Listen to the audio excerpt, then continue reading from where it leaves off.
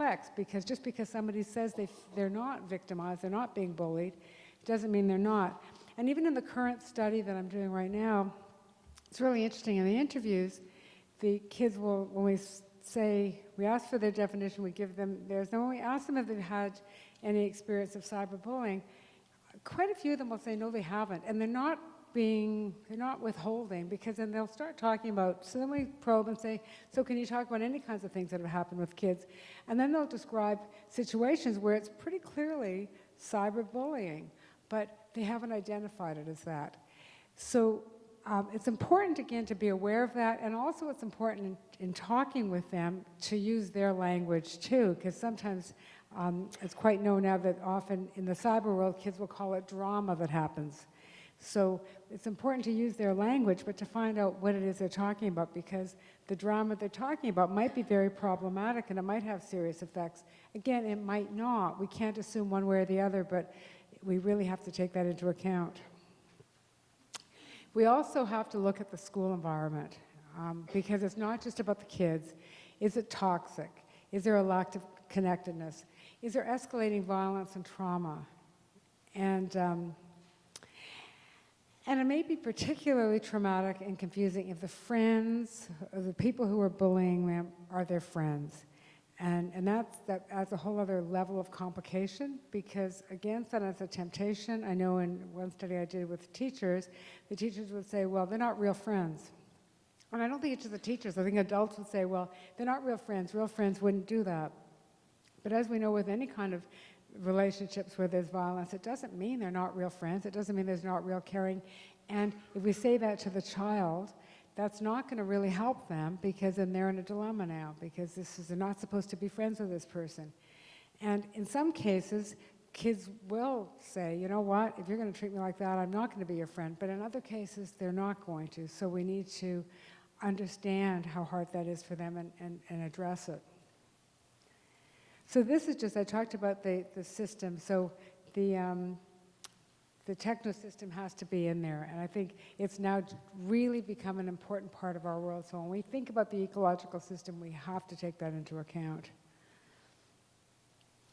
So we need to look at other issues across the child's social ecology, across their life. It's not just about what's happening right then. Because we know that if they're being cyberbullied, that may compound other problematic areas, and other problematic areas in their life might make them more vulnerable. So for example, they might spend much more time on technology, which makes them more at risk. And we also have to remember that other areas in relationships can buffer victimization. Both it can prevent somebody from being victimized, but also if somebody is cyberbullied, if they have supports, that can help deal with that. And as I said, how adults respond. Is the child listened to, believed, validated, or is the child held responsible? Often kids, if kids are online and they're doing things that are considered to provoke, they might be held responsible for it.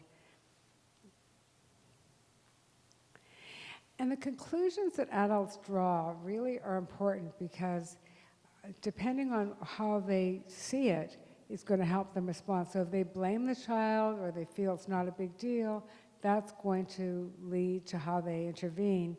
And that's why it's really, really important to take into account what's going on for the child before we intervene. So ineffective responses are minimizing concerns, as I said, saying, oh, it's not a big deal, they're just words, disbelieving them, blaming them, or reacting in ways that place them more at risk. So saying ignore it places them more at risk, or just saying turn off the computer or turn off your cell phone places them more at risk, because we know they're not going to do that.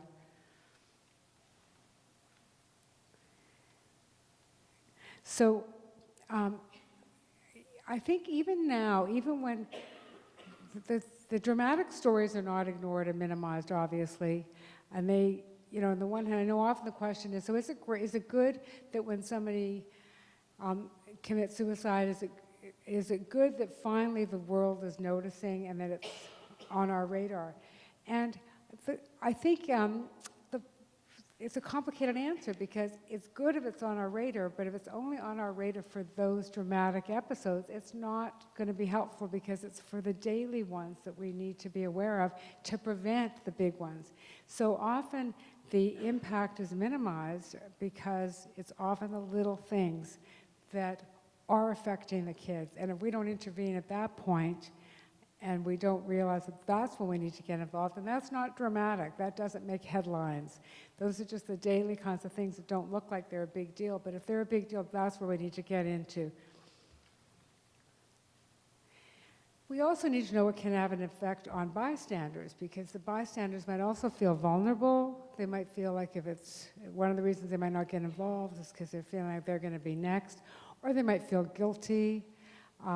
They also might feel good. They might feel it's funny and good, and they might feel powerful.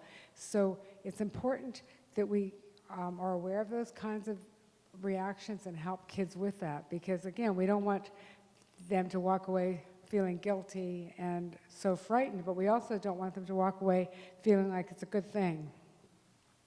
And again, one of the issues with how to respond to kids who are perpetrators is how to respond in a way that doesn't shame and humiliate, that is not punitive.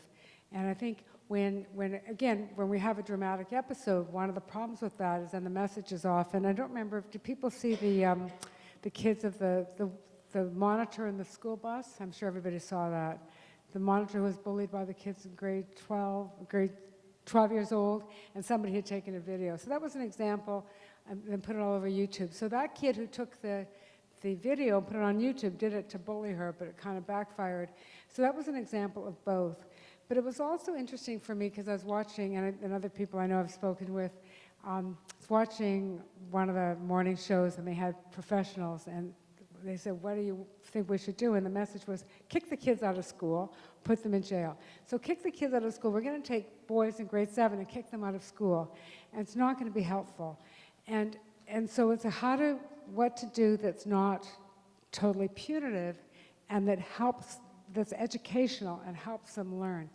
And the other thing about that was, again, where the context was missed, is that, and as I've spoken to other people who feel the same, like if you say this, it's almost like the message is that you're minimizing it. There's no question what those kids did was problematic, but what got missed is that a company had hired this woman to monitor them, and clearly she wasn't the person who could monitor these kids well enough, and she also had not been given a way, because she said it had happened before, and hadn't told the company. So somehow the company had not given her a way to let them know that it wasn't working, and maybe that's because she was scared she'd lose her job. But there was a whole context that was happening, and so when that became headline news, and I remember it was somebody from Toronto, actually, some guy from Toronto raised $500,000, and the message is how great that was. But I think what's the takeaway message that we took from that? The message should be more than that. And I think it's more complex, but that doesn't make good news, the complexity. So I think we need to remember that. Disclosure, that's a really important issue, because as with all kinds of abuse, people often say, like, kids won't tell you if they bully others, will they? And I think we forget that often it's the one who's victimized who's going to have a harder time telling you, because they feel very shamed and humiliated. So they often don't tell. And they often only will tell when it's unbearable. And I know in my study, when I'd ask the kids, a lot of them would say, well, they don't tell until it's really serious. So first of all, what they define as serious is problematic, because that might be problematic, but also it means they might not be telling until damage is already done, and we always want to get in earlier. They often do tell friends, though. So that's one of the issues why it's really important to work with peers, because then friends are in a dilemma, and nobody wants to, what they say, the whole issue, they don't want to squeal or be a tattler. So it's how to help them realize that if you're doing that to get somebody in trouble, that's one thing, but you're actually doing it to help somebody, but they're in a loyalty conflict. And as I said before, the symptoms might go unnoticed by the child and by others in their life. So that's where clinicians really need to explore to get a sense of it, because somebody might not be aware of it. I know, again, with kids at the agency I worked with, by the time they were 12 or 13, the kids often didn't even think the learning disability or bullying had anything to do with their feeling depressed or anxious or not wanting school, because it had been so long that they had bad feelings that it just became part of, quote, part of who they are. So one of the challenges is how to pull that out and realize it's not part of who they are. It's something that's happened that's affected how they feel about themselves, and it's become entrenched. But again, it's not an easy answer. So failing to recognize the link between the problems and the traumatic feeling can be damaging and can again invalidate one's subjective experience, and they stop trusting themselves. And if they don't tell, they're going to be more at risk because they have less support, they're going to get victimized more, and particularly we need to really be aware of it's a marginalized population that can't easily go to others. So that's where adults need to be aware of that. So I'll just talk a bit about focus groups. I'll go pretty quickly. We interviewed kids from grades 5 to 12 to find out, this was a few years ago, to find out what was happening. The themes really were that technology is embraced at younger ages, and we see that. This was already like 3 or 4 years ago, and then they were talking about their siblings in grade 4. Now we would say it's all the way down to grade 1 or 12-month-olds. They talked about factors unique to cyberbullying. I've already talked about some of those, really most of those, on the types of cyberbullying and telling adults. So I've already talked about this. Basically, everywhere and anywhere, nonstop bullying, I talked about that, the anonymity. They talked about posting and backstabbing. So this is where kids would give each other passwords because they're friends, and then if they'd get mad at each other, they'd go into their website or, and then do something about them or do something as them. And that's a common kind of thing. And again, as I've said, they don't tell their parents. And what they talked about is they said it's not just the big bullies at cyber, because they can hide behind the keyboard, that it's easier to respond. Then we did a survey with 33 schools in Toronto to really get a sense of the prevalence. And there were schools that were pretty representative of the city. And it was split between boys and girls. And we did grades 6, 7, 10, and 11. And everybody had, they all were on technology. And this was right before it was all handheld. But they all had 1, 2, or 3 computers. And they had given out their passwords, and they weren't this was at the time when the tip was really to supervise kids, and most of these kids were not being supervised, and one of our conclusions was that it's not realistic to only do that. So at that point, 50% of them said they were bullied online. We didn't ask specifically if they were bullied, but we gave them behaviors. And so 50% of them said this had happened to them in the past 3 months. And then 1/3 said that they had done that to others in the past 3 months.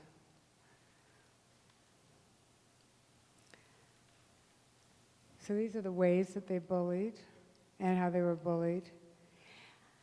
And the important finding we found was that it was by friends. Even the sexual pictures, it was really friends and other students. And strangers were really not who was doing it. And what was clear is that it was not anonymous, and that similar to bullying, it was really happening in their own social world. And they might not know that moment who was doing it, but they knew shortly after. So it's not anonymous, and other research has really demonstrated that. But there's still that myth, so I think that's important. That's why we call it perceived anonymity. So the reasons, so we talked about the motivations, it was appearance, school performance, race, and gender. And this goes back to the bias base. We really need to understand that and put it in the context of the world we live in, where appearance is so important, racism, sexism, homophobia. There's a study done recently by somebody at our university who's just about how kids starting in kindergarten use homophobic language. And they talk about in kindergarten and grade 1 how common it is for them to say, oh, you're a fag, that's so gay. And the response of the adults is to say, oh, they're really cute, they don't know what they don't know what it means. And so again, it's the same kind of issue. It's how to intervene then in a way that doesn't humiliate, doesn't blame, doesn't make the little kids feel bad, but is educational, helps them. Because if we don't do that, by the time they're in grade 3, 4, 5, or 6, it's just part of who they are. It's part of the language. And by then, it becomes harder to intervene. And then it becomes more serious in terms of the effects. But one of the questions was, how often do you think it happens? That was one of the, I could think a girl in grade 3, she said, as much as saying hi in the morning. So it's just totally pervasive. But again, because of the young age, we need to find a way to intervene, but we also need to do it in a way, again, that doesn't humiliate, but also we need to recognize that this is not just about the kids, this is the world we live in.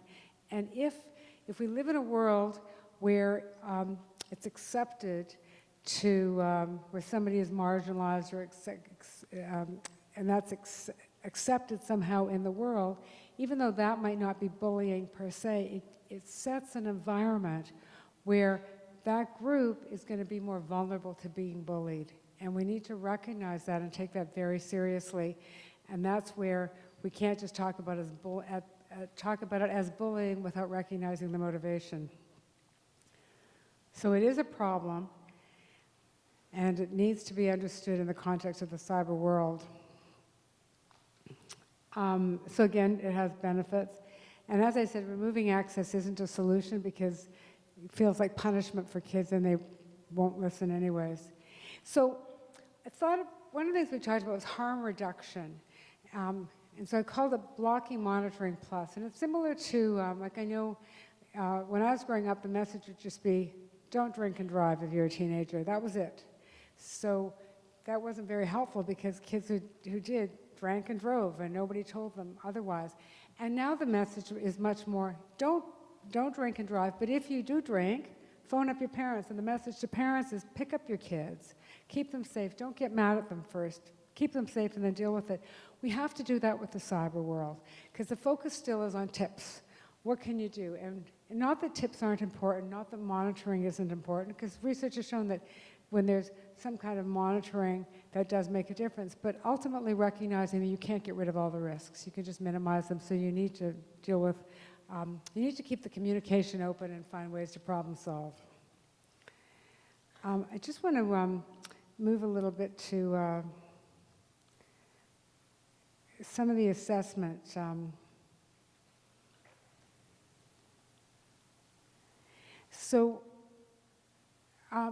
Practitioners really need to be attuned to signs of involvement of bullying and recognizing that not just will kids might not tell you if they're being cyberbullied or bullied, but they might not consider it cyberbullying.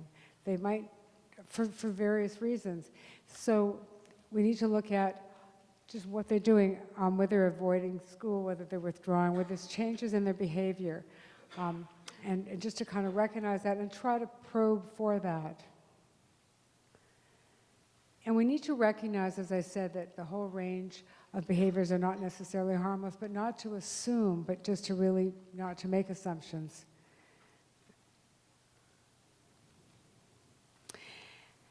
And help children and youth disclose. And one way of doing that is really helping them develop a relationship and validating their experience, and also not promising a positive outcome. It's really critical not to do that, not to say that it will be helpful, but to say, if it's not helpful, you know, let's say if you're a clinician. So I'm thinking about the girl that I spoke with too, that was important with the cyberbullying with her parents. So this was a girl who, like I said, she was kind of like the model teenage girl. And her parents said to me that the most devastating thing for them, actually, that they wanted to punish her, not recognizing that she really had been victimized. But the other thing is they felt that she had had good judgment. And they said, she used to have good judgment, we thought, but she doesn't have good judgment, so we can't trust her with anything. But as we explored it, in my talking with her, I met with her individually and I met with the family. When I met with her individually, what became really clear is she had great judgment. It wasn't about judgment. This was a boy who she knew. She didn't feel very attractive. So they would have contact, you know, online and stuff, and he told her she was beautiful and really lovely. He made her feel really good. And then he started asking her to do things, like just to take off her top. And she refused. She knew she did not want to do it. She knew it wasn't a good thing to do. But he wore her down, and she felt she owed it to him because she felt he made her feel good. So it was very important when I could talk with the parents, and she gave me permission to not necessarily go into all the details, but help them understand that she did have good judgment. It was low self-esteem that she had. She was not trusting her. She didn't have confidence in how she was.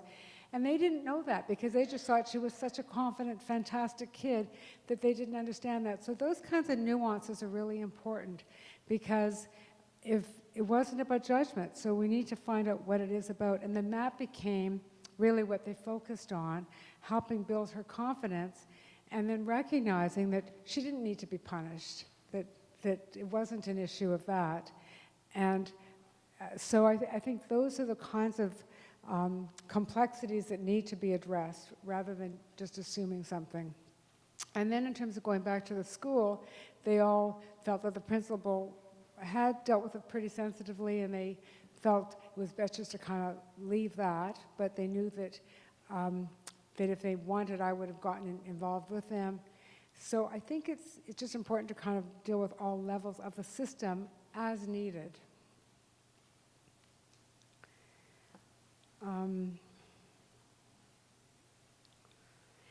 So the other thing is, given the prevalence, just recognizing that we really need to, in assessment, just be aware that cyber risk of some kind might be something that kids are vulnerable to. And again, not all kids are going to be, but if they're vulnerable offline for other things, they're going to be vulnerable in that. I think I've already talked about this. And the other thing I think that's important is when we talk about intervention, there's primary prevention. Education is absolutely critical. So the cyber world is brand new, and in some ways we've talked about needing in the curriculum for there to be just, rather than focusing just on, we tend to focus on the anti-bullying after it's happening, but rather than going and focusing on pro-social behavior, how to interact, how to have empathy, how to have tolerance, and how to act online. And kids and adults need education for that.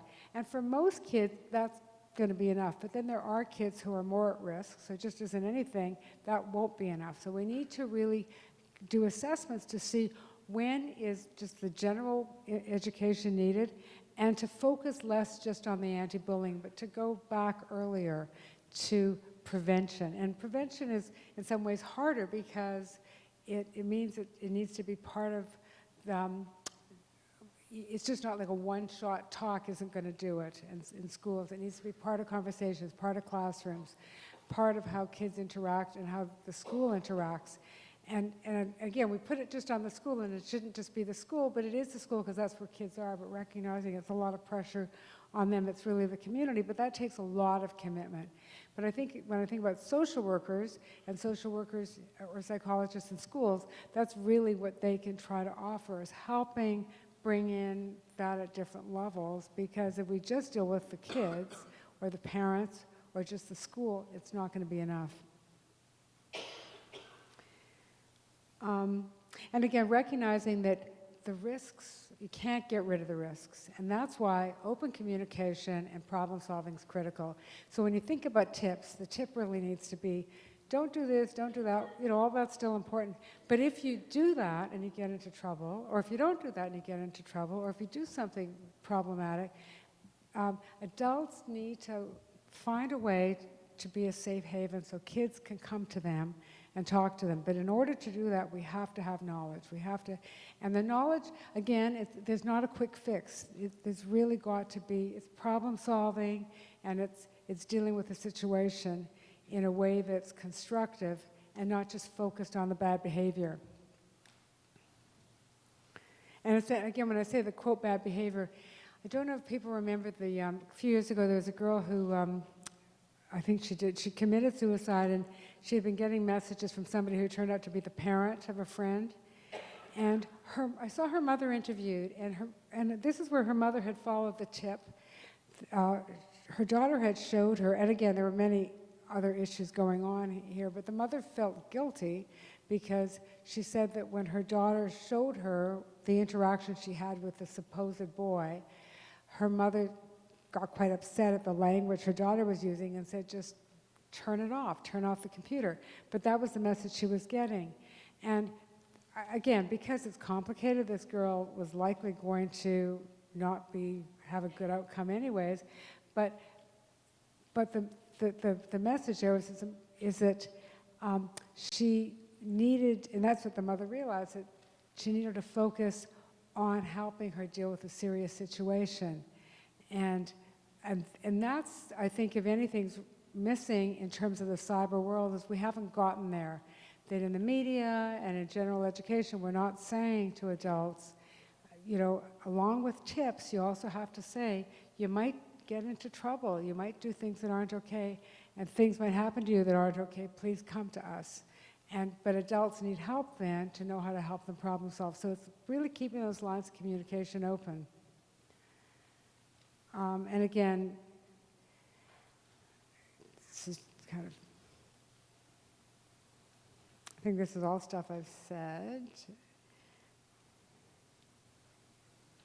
Just trying to see if, I mean, again, I can't stress the importance of empathy, because the kids for whom it's hard to feel empathy are the ones who are most vulnerable, and they're the ones who most need our empathy.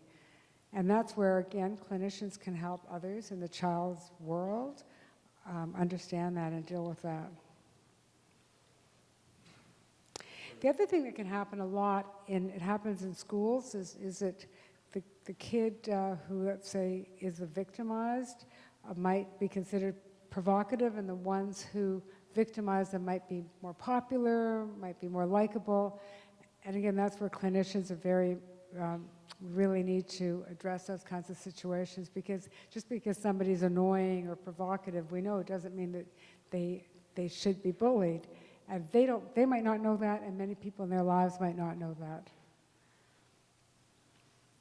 And again, well, you know, I just thought this was important because if we want to work with kids, that therapeutic relationship is absolutely critical to help them be able to talk, express things that are very difficult. And addressing the social ecology, really all aspects of their life. And again, you can't realistically deal with everything. You can't work with the child, the family, the school, the community, you can't do all that, but as much as possible trying to understand what's affecting them, because even if you can't change all of that, at least helping to address that and figuring out what can be, what area it can be. So for example, social worker, psychologist working with the child and the family, you know, they might be at a school where it's a big problem and the school is open to having some kind of discussion or help, or they might not be, but even if they're not, being aware and helping the family and the child understand that it's happening on that level too is very helpful for them. So the effective interventions in cyberbullying, as well as, is, like I said, dealing with the whole system. And really the relationship. Deb Pepler and Wendy Craig have talked about what they call scaffolding. So it's really, it's like providing the structure. So helping, not assuming the message that kids will be kids and just let them learn on their own. Because if it's a bullying or a cyberbullying situation, they're learning that that's how to interact. So we want to intervene. And again, in a gentle way, not in a humiliating way, but in a pro way to help them. And it's really to identify their strengths and weaknesses, and to provide support. We often think that we shouldn't. And sometimes it means, again, in a kind of subtle way, separating the children, helping them stay safe. This is just some tips that I'm just going to go through because I'm aware of the time.